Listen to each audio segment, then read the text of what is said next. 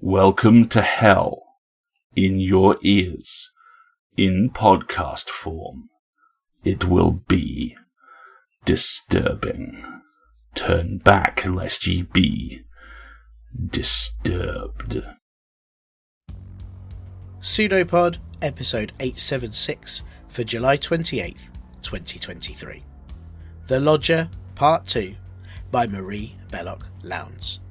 Narrated by Siobhan Galligan, hosted by Tiernan Duyeb, audio by Chelsea Davis. Hello and welcome to the PseudoPod, and if this is your first listen, then look, we are so delighted that you could join us, but perhaps tread with caution and listen to the previous episode first before delving into this one. This is a conclusion to a story, and while itself contains much suspense and fantastic writing, it might not make quite as much sense as if you go ahead and listen to episode 875 first. I'm Tiernan, writer, comedian, and today your host for this week, where I'm delighted to say we have the second part of The Lodger by Marie Belloc Lowndes. The Lodger was written by prolific 19th century novelist Marie Belloc Lowndes, and this text was extracted from McClure's magazine in January 1911. The short story was then adapted by Marie Belloc Lowndes herself into a novel in 1913, and again adapted into an opera and many radio plays and films, including Alfred Hitchcock's third ever feature.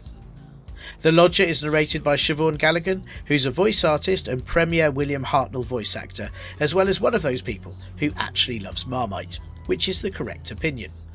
Listen to Siobhan's own podcast at The Flashing Blade or watch the show on YouTube. And now, we have a story for you, and we promise you, it's true.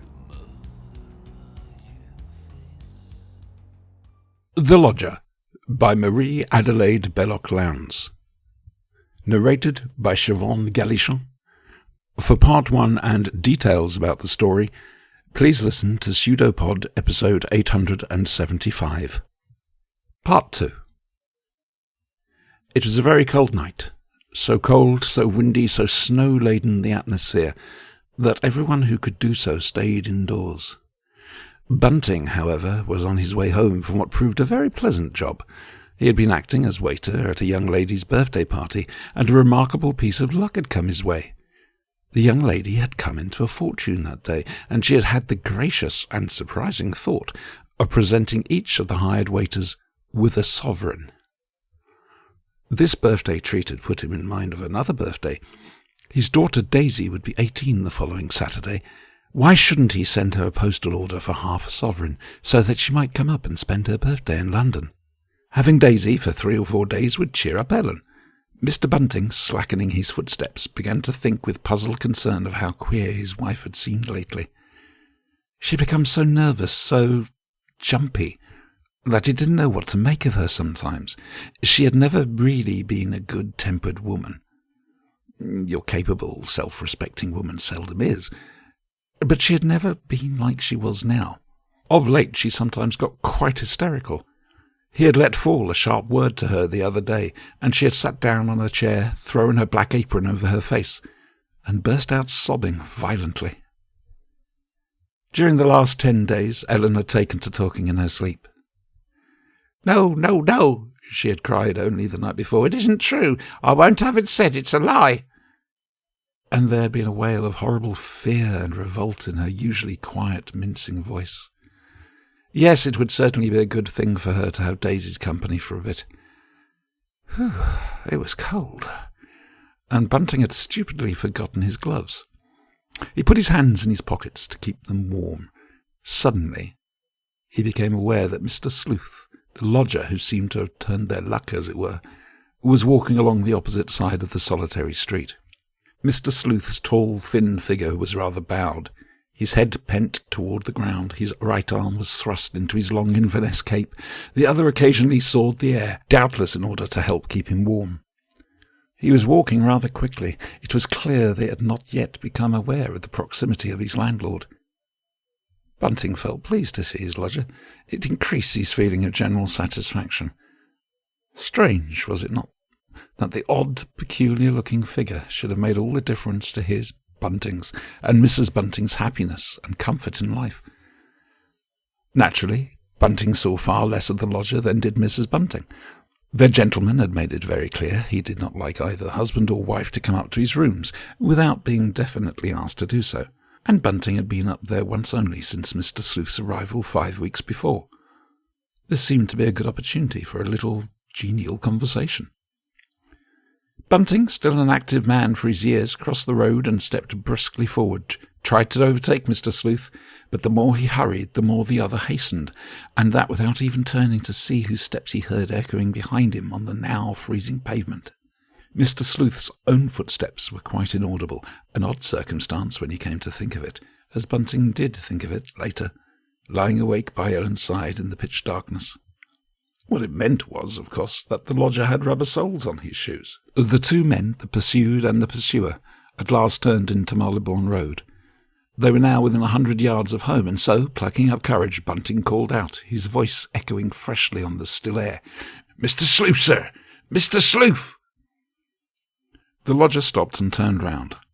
He had been walking so quickly, and he was in so poor a physical condition, that the sweat was pouring down his face. "Ah, so it's you, Mr. Bunting. I heard footsteps behind me, and I hurried on. I wish I'd known it was only you, for there's so many queer characters about at night in London." "Not on a night like this, sir. Only honest folk who have business out of doors would be out such a night as this. It's cold, sir." And then, into Bunting's slow and honest mind, there suddenly crept the query as to what Mr. Sleuth's own business out could be in this cold, bitter night. "Cold?" the lodger repeated. "I can't say that I find it cold, Mr. Bunting. When the snow falls, the air always becomes milder." "Oh, yes, sir, but tonight there's such a sharp east wind. Why, it freezes the very marrow to one's bones." Bunting noticed that Mr. Sleuth kept his distance in a rather strange way. He walked to the edge of the pavement, leaving the rest of it on the wall side to his landlord.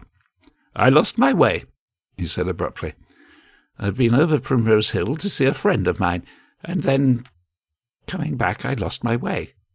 Bunting could well believe that, for when he had first noticed Mr. Sleuth, he was coming from the east and not, as he should have done if walking home from Primrose Hill, from the north. They had now reached the little gate that gave to the shabby paved court in front of the house.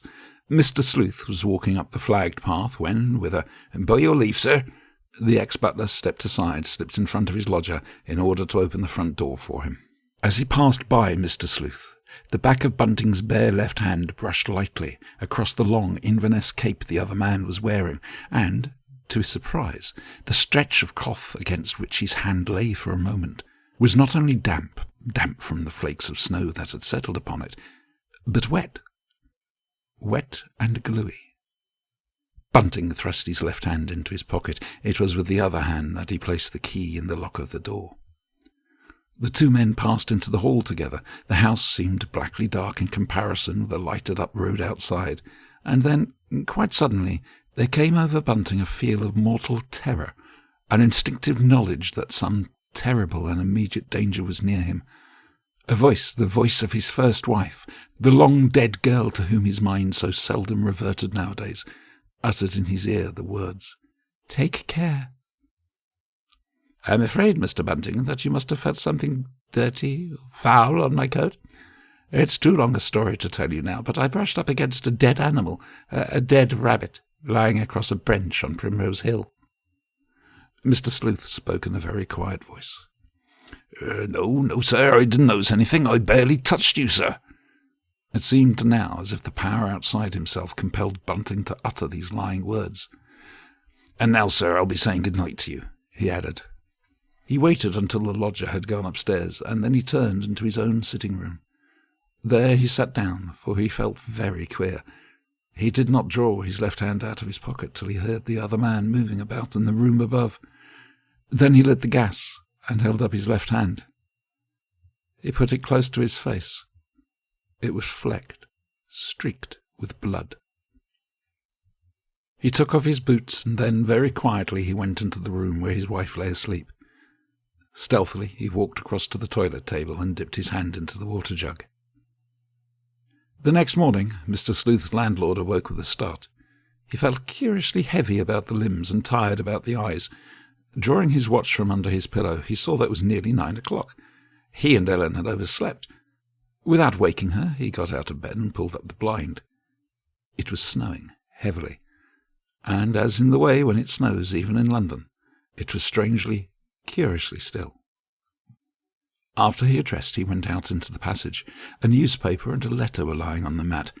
Fancy having slept through the postman's knock. He picked them both up and went into the sitting-room. Then he carefully shut the door behind him, and, tossing the letter aside, spread the newspaper wide open on the table and bent over it. As Bunting at last looked up and straightened himself, a look of inexpressible relief shone upon his stolid face. The item of news he had felt certain would be there, printed in big type on the middle sheet, was not there. He folded the paper and laid it on the chair, and then eagerly took up his letter. "Dear Father," it ran, "I hope this letter finds you as well as it leaves me. Mrs. Puddle's youngest child has got scarlet fever, and Aunt thinks I'd better come away at once, just to stay with you for a few days. Please tell Ellen I won't give her no trouble. Your loving daughter, Daisy." Bunting felt amazingly light-hearted. As he walked into the next room, he smiled broadly. "Ellen," he cried out, "here's news. Daisy's coming today. There's scarlet fever in their house, and Martha thinks she'd better come away for a few days. She'll be here for her birthday." Mrs. Bunting listened in silence. She did not even open her eyes. "I can't have the girl here just now," she said shortly. "I've got just as much as I can manage to do." But Bunting felt pugnacious, and so cheerful as to almost be light-headed. Deep down in his heart he looked back to the last night with a feeling of shame and self-rebuke. Whatever had made such horrible thoughts and suspicions come into his head?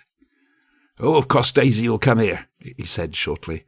"If it comes to that, she'll be able to help you with the work, and she'll brisk us both up a bit." Rather to his surprise, Mrs. Bunting said nothing in answer to this, and he changed the subject abruptly. "The lodger and me came in together last night," he observed. "He's certainly a funny kind of gentleman. Wasn't the sort of night one would choose to go for a walk over Primrose Hill, and yet that's what he'd been doing, so he said." It stopped snowing about 10 o'clock, and the morning wore itself away. Just as 12 was striking, a four-wheeler drew up to the gate. It was Daisy. Pink-cheeked, excited, laughing-eyed Daisy, a sight to gladden any father's heart. "Aunt said I was to have the cab if the weather was bad," she said. There was a bit of a wrangle over the fare. King's Cross, as all the world knows, is nothing like 2 miles from Marylebone Road, but the man clamoured for 1 and 6pence and hinted darkly that he had done the young lady a favour in bringing her at all. While he and Bunting were having words, Daisy, leaving them to it, walked up the path to the door where her stepmother was waiting for her. Suddenly there fell loud shouts on the still air. They sounded strangely eerie, breaking sharply across the muffled, snowy air. "What's that?" said Bunting with a look of startled fear. "Why, whatever's that?" The cabman lowered his voice.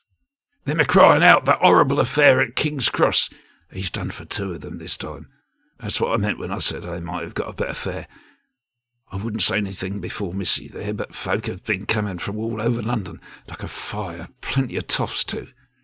But there was nothing to see now." "What? Another woman murdered last night?"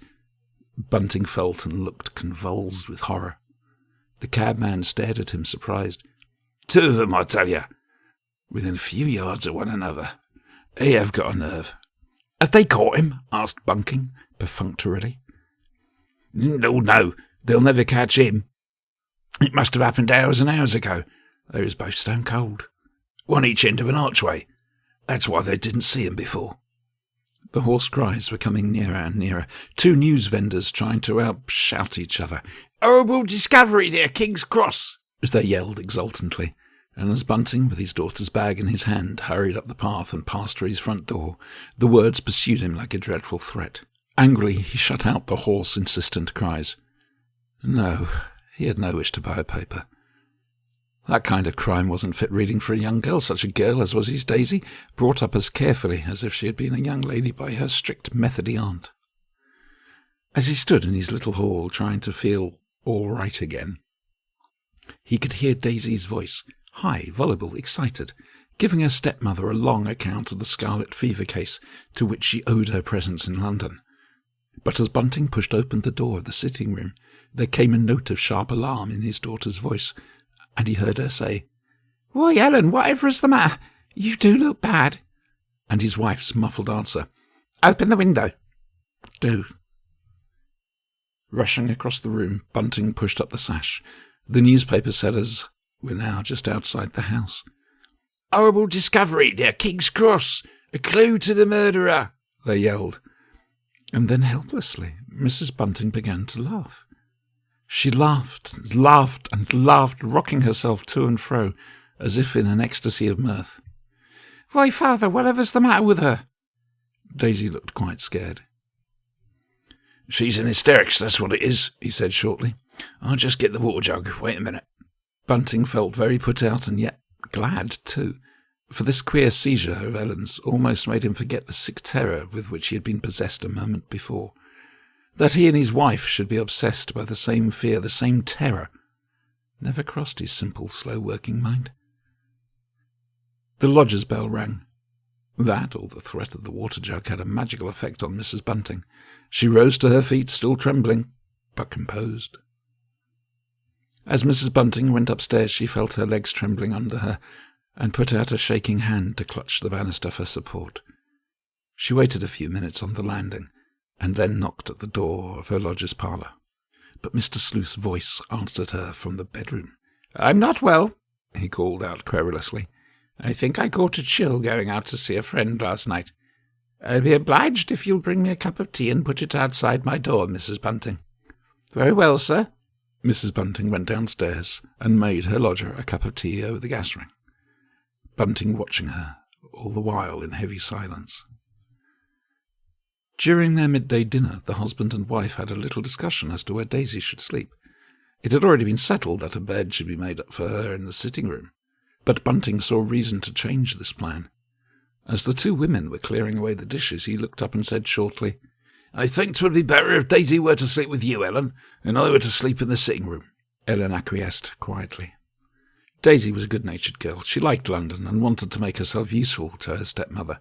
"Oh, wash up, don't you bother to come downstairs," she said.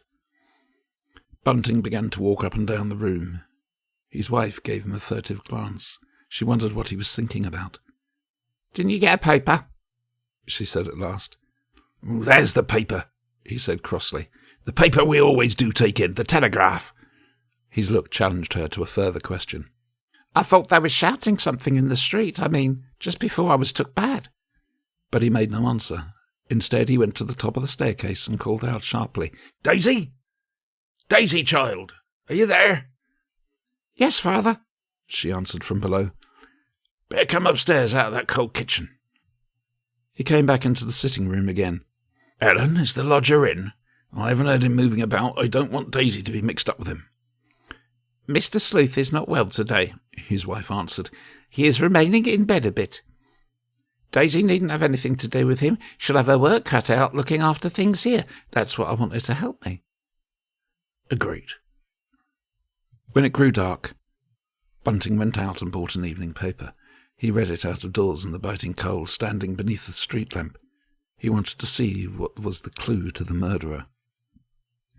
The clue proved to be a very slender one, merely the imprint in the snowy slush of a half-worn rubber sole, and it was, of course, by no means certain that the sole belonged to the boot or shoe of the murderer, of the two doomed women who had met so swift and awful a death in the arch near King's Cross Station.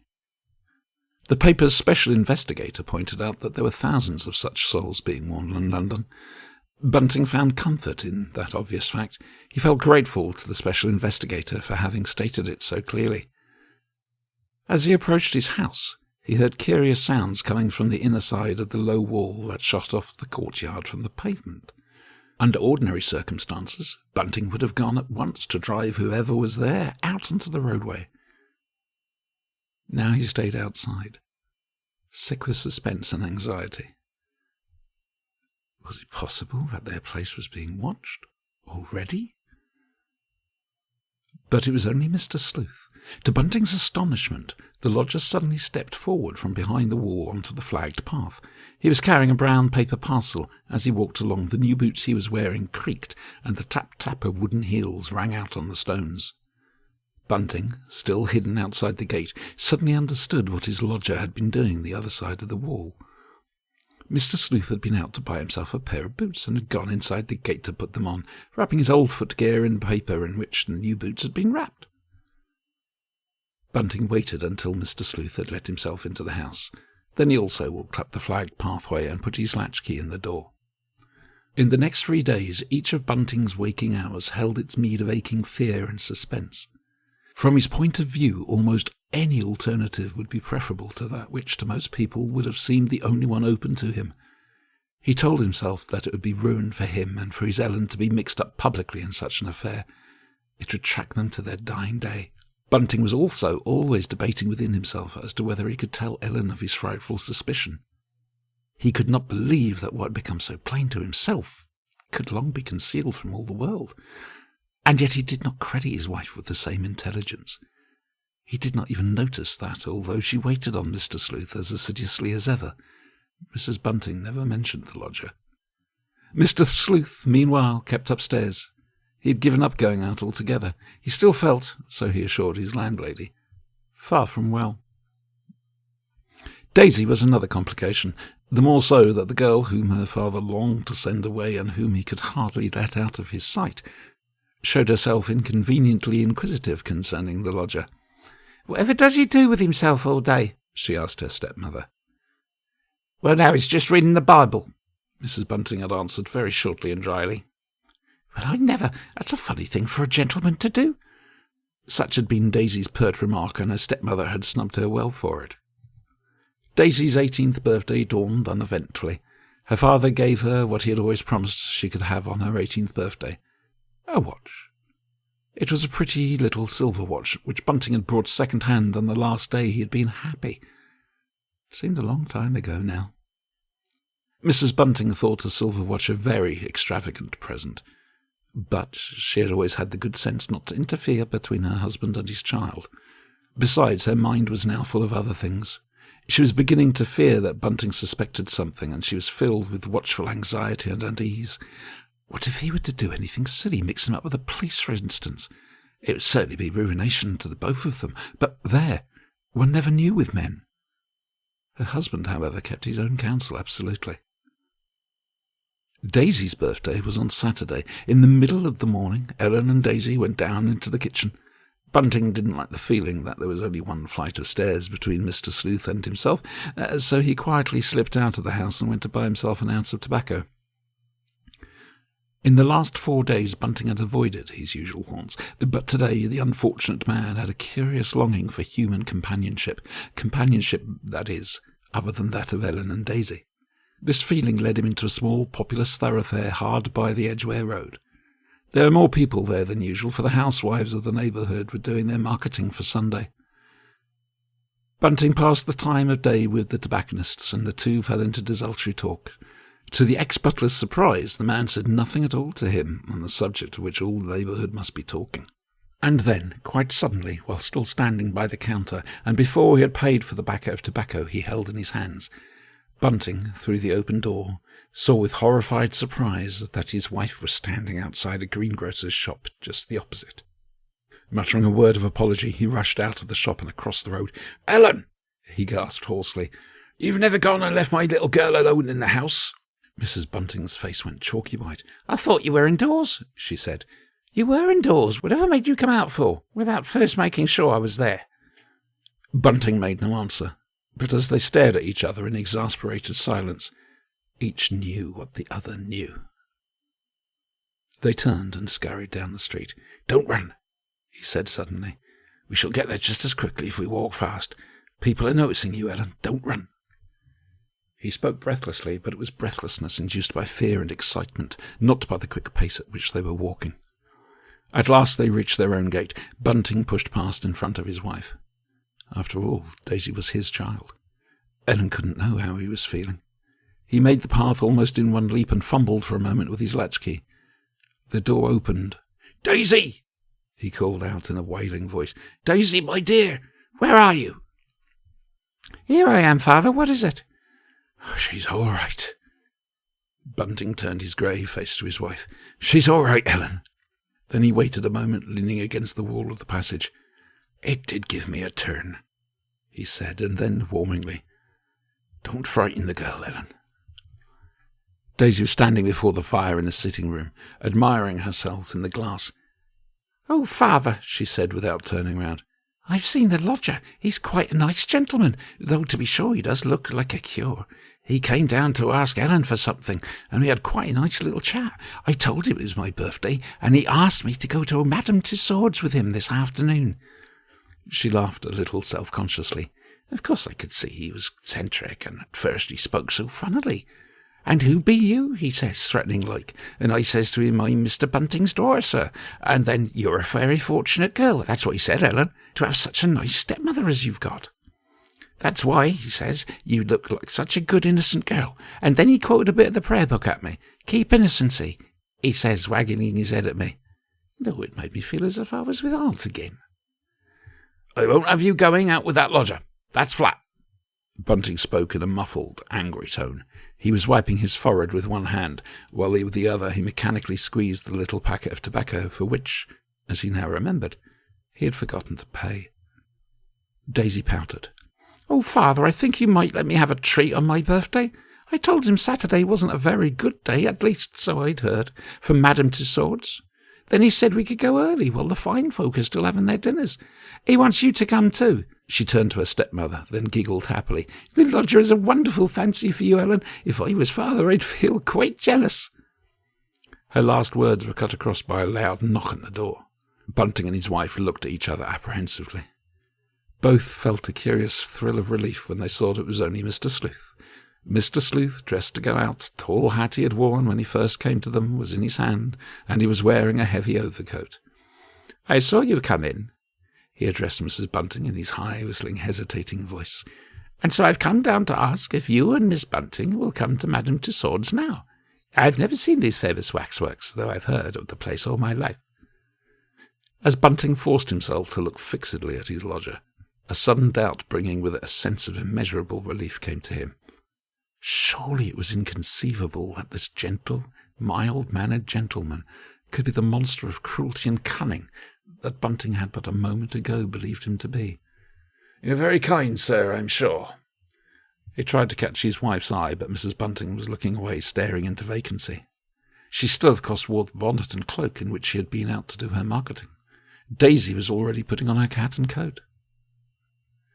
Madame Tussauds had hitherto held pleasant memories for Mrs. Bunting. In the days when she and Bunting were courting, they often spent part of their afternoon out there. The butler had an acquaintance, a man named Hopkins, who was one of the waxwork staff, and this man sometimes had given him passes for self and lady. But this was the first time Mrs. Bunting had been inside the place since she had come to live almost next door, as it were, to the big building. The ill-sorted trio walked up the great staircase into the first gallery, and there Mr. Sleuth suddenly stopped short. The presence of those curious, still figures suggesting death in life seemed to surprise and affright him. Daisy took quick advantage of the lodger's hesitation and unease. "Oh, Ellen," she cried, "do let us begin by going into the Chamber of Horrors. I've never been in there. Aunt made father promise he wouldn't take me. The only time I've ever been here. But now that I'm 18, I can do just as I like. Besides, Aunt will never know." Mr. Sleuth looked down at her. "Yes," he said. "Let us go down to the Chamber of Horrors. That's a good idea, Miss Bunting." They turned into the great room in which Napoleon relics are kept, which leads to the curious vault-like chamber where waxen effigies of dead criminals stand grouped in wooden docks. Mrs. Bunting was at once disturbed and relieved to see her husband's old acquaintance, Mr. Hopkins, in charge of the turnstile, admitting the public to the Chamber of Horrors. "Well, you're a stranger," the man observed genially. "I do believe this is the very first time I've seen you in here, Mrs. Bunting, since you married." "Yes," she said, "that is so, and this is my husband's daughter, Daisy. I expect you've heard of her, Mr. Hopkins. And this," she hesitated for a moment, "is our lodger, Mr. Sleuth." But Mr. Sleuth frowned and shuffled away. Daisy, leaving her stepmother's side, joined him. Mrs. Bunting put down 3 sixpences. "Wait a minute," said Hopkins. "You can't go into the Chamber of Horrors just yet, but you won't have to wait more than 4 or 5 minutes. Mrs. Bunting, It's this way, you see. Our boss is in there showing a party round. He lowered his voice. It's Sir John Burney. I suppose you know who Sir John Burney is? No, she answered indifferently. I don't know that I would ever heard of him. She felt slightly uneasy about Daisy. She would like her stepdaughter to keep well within sight and sound. Mr. Sleuth was taking the girl to the other end of the room. Well, I hope you never will know him, not in any personal sense, Mrs. Bunting. The man chuckled. He's the head commissioner of police. That's what Sir John Burney is. One of the gentlemen he's showing around the place is the Paris prefect of police, whose job is on all fours, so to speak, with Sir John's. The French has brought his daughter with him, and there are several other ladies. Ladies always like horrors, Mrs. Bunting. That's our experience here. Oh, take me to the Chamber of Horrors. That's what they say the minute they gets into the building. A group of people, all talking and laughing together, were advancing from within towards the turnstile. Mrs. Bunting stared at them nervously. She wondered which of them was the gentleman with whom Mr. Hopkins had hoped she would never be brought into personal contact. She quickly picked him out. He was a tall, powerful, nice-looking gentleman with a commanding manner. Just now he was smiling down into the face of a young lady. Monsieur Barbereau is quite right, he was saying. The English law is too kind to the criminal, especially to the murderer. If we conducted our trials in the French fashion, the place we have just left would be very much fuller than it is today. A man of whose guilt we are absolutely assured is oftener than not acquitted, and then the public taunt us with another undiscovered crime. Do you mean, Sir John, that the murderers sometimes escape scot-free? Take the man who had been committing all these awful murders this last month. Of course I don't know much about it, for father won't let me read about it, but I can't help being interested. The girlish voice rang out, and Mrs. Bunting heard every word distinctly. The party gathered round, listening eagerly to hear what the head commissioner would say. Yes, he spoke very deliberately. I think we may say, now, don't give me away to a newspaper fellow, Miss Rose, that we do know perfectly well who the murderer in question is. Several of those standing nearby uttered expressions of surprise and incredulity. Then why don't you catch him?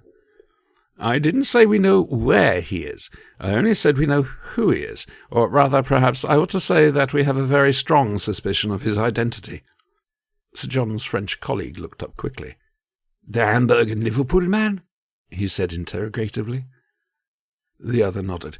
Yes, I suppose you've had the case turned up. Then, speaking very quickly as if he wished to dismiss the subject from his own mind and from that of his auditors, he went on. 2 murders of the kind were committed 8 years ago, one in Hamburg, the other just afterward in Liverpool, and there were certain peculiarities connected with the crimes which made it clear they were committed by the same hand. The perpetrator was caught, fortunately for us red-handed, just as he was leaving the house of his victim, for in Liverpool the murder was committed in a house. I myself saw the unhappy man. I say unhappy, for there was no doubt at all he was mad. He hesitated and added in a lower tone, suffering from an acute form of religious mania. I myself saw him at some length. But now comes the really interesting point. Just a month or 2 ago, this criminal lunatic, as we must regard him, made his escape from the asylum where he was confined. He arranged the whole thing with extraordinary cunning and intelligence, and we should probably have caught him long ago, were it not that he managed, when on his way out of the place, to annex a considerable sum of money in gold, with which the wages of the staff were about to be paid. The Frenchman spoke again. Why have you not circulated a description? He asked. We did that at once. Sir John Burney smiled a little grimly, but only among our own people. We dare not circulate the man's description among the general public. You see, we may be mistaken after all. That is not very probable. The Frenchman smiled, a satirical little smile. A moment later the party were walking in Indian file through the turnstile, Sir John Burney leading the way. Mrs. Bunting looked straight before her. Even had she wished to do so, she had neither time nor power to warn her lodger of his danger. Daisy and her companion were now coming down the room, bearing straight for the head commissioner of police. In another moment Mr. Sleuth and Sir John Burney would be face to face. Suddenly Mr. Sleuth swerved to one side. A terrible change came over his pale, narrow face. It became discomposed, livid with rage and terror. But to Mrs. Bunting's relief, yes, to her inexpressible belief, Sir John Burney and his friend swept on. They passed by Mr. Sleuth unconcernedly, unaware, or so it seemed to her, that there was anyone else in the room but themselves. "Hurry up, Mrs. Bunting," said the turnstile keeper. "You and your friends will have the place all to yourselves." From an official, he had become a man, and it was the man in Mr. Hopkins that gallantly addressed pretty young Daisy Bunting. "It seems strange that a young lady like you should want to go in and see all these horrible frights," he said jestingly. "Mrs. Bunting, may I trouble you to come over here for a moment?" The words were hissed rather than spoken by Mr. Sleuth's lips. His landlady took a doubtful step forward. "A last word with you, Mrs. Bunting." The lodger's face was still distorted with fear and passion. "Do you not think to escape the consequences of your hideous treachery? I trusted you, Mrs. Bunting, and you betrayed me. But I am protected by a higher power, and I still have work to do.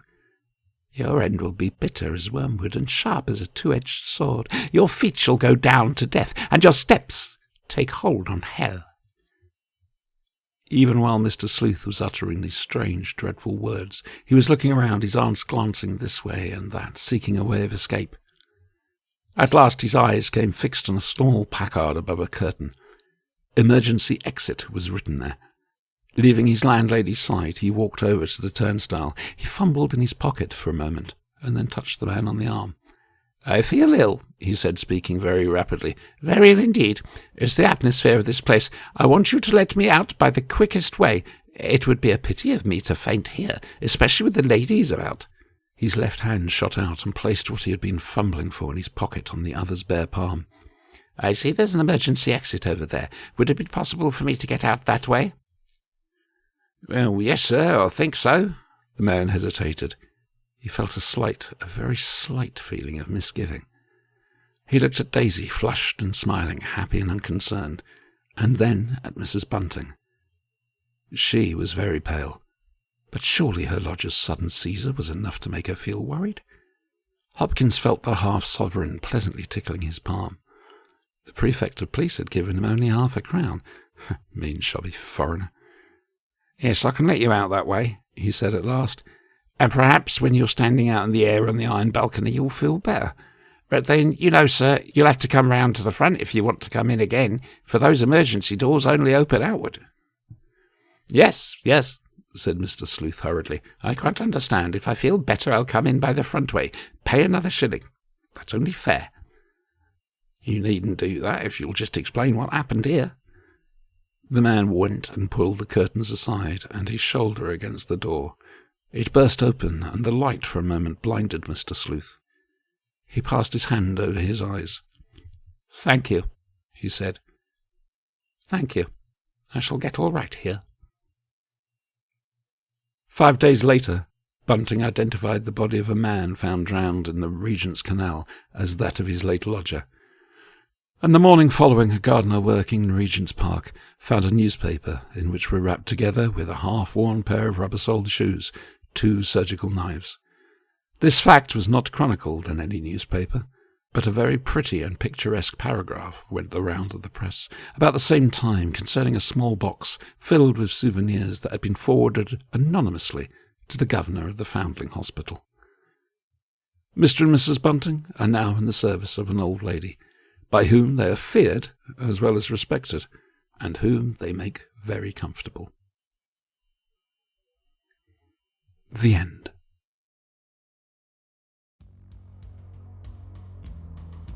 Well done. You've survived another story. And what a conclusion to that gripping tale it was too. What I find so enjoyable and also discomforting about Marie Belloc-Lowndes' The Lodger tale is that while we have all the clues, all the suspicions and the hairs on the back of our necks are standing on end, we still ultimately have little to no proof that Mr. Sleuth was anything other than a strange lodger. Of course, his frightening, threatening words to Mrs. Bunting in the Chamber of Horrors, and the evidence that was found with his body, do seem to indicate that yes, he and Jack the Ripper are one and the same. All Mrs. Bunting's fears were correct. And yet, they also don't say that. And ultimately, we're left with as many questions as we had before, but perhaps an even greater feeling of unease, quelled maybe, possibly, only by the mention of the discovery of his body, and at least the relief that Mr. Sleuth, whoever he may be, won't be troubling anyone ever again. Marie Belloc Lowndes creates superb tension by placing the Buntings in increasing danger, and just imagine the crimes avoided if Mr. and Mrs. Bunting had only talked about their suspicions to each other earlier and informed the authorities. But I guess that's part of being human, isn't it? Self-doubt, worry what others will think about you, and either an over or underabundance of trusting our gut instincts. It's a fantastically chilling tale, and after hearing Siobhan Gallagher's brilliant reading, I'll now be seeking out all the film versions while feeling very, very relieved I no longer live in a flat share. But what did you think of this story? If you're a Patreon subscriber, we encourage you to pop over to our Discord channel and tell us. And on the subject of subscribing and support, PseudoPod is funded by you, our listeners. We pay everyone, and we're very, very proud of that, but it relies on your generosity and kindness. As always, if you can, please go to pseudopod.org and donate by clicking on Feed the Pod. And if you can't afford to do that, and look, it's understandable, times are difficult, then please consider leaving reviews of our shows, tweeting about them, or generally making a noise on whichever form of social media seems the least awful this week. And if you like merch, who doesn't? Escape Artists has a Void merch store with a huge range of fabulous hoodies, t-shirts and other goodies. The link is in various places, including our pinned tweet. Check it out. PseudoPod is part of the Escape Artists Foundation, a 501c3 non-profit, and this episode is distributed under the Creative Commons Attribution Non-Commercial No Derivatives 4.0 International License. Download and listen to the episode on any device you like, but don't change it or sell it. Theme music is by permission of Anders Manga. See you soon, folks. Take care. Stay safe. And we leave you with a closing quote from American naturalist Henry David Thoreau. We are always paid for our suspicion by finding what we suspect. An arm appeared from nowhere on the shape, seemingly projected like the pseudopod of a protozoan. It's a pseudopod. It's a big foot. It's all about podcasts these days.